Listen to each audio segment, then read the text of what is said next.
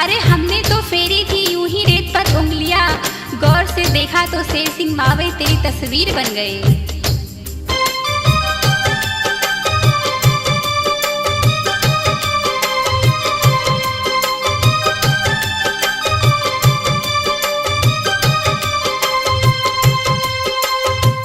मैंने तो यारा तेरी यारी निभाई थी, छोड़ दिया साथ कमी क्या पाई थी।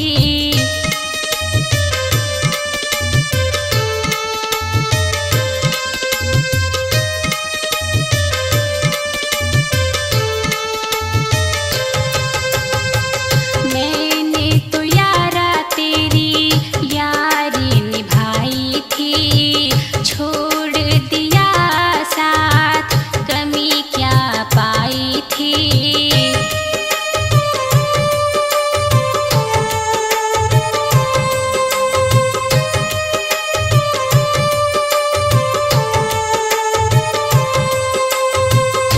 चांदनी रातों में, चांदनी रातों में अकेली मैं तो सोती हूँ।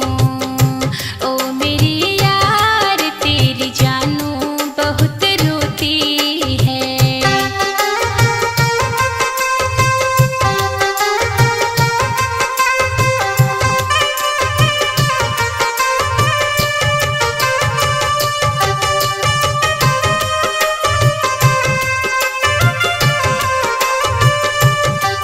Recording PSB studio, Pintu ji Jain, Jaipur.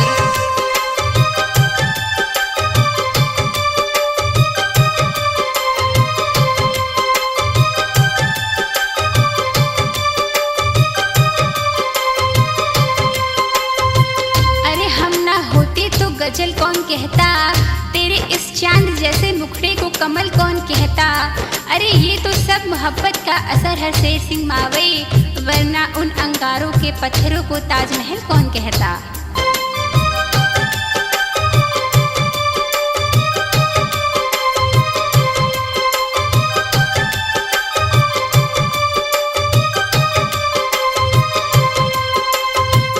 कहता था मुझसे